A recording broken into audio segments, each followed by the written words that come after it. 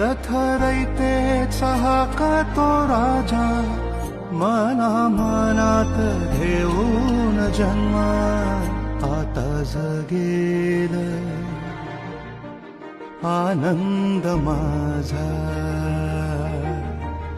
आता जगेल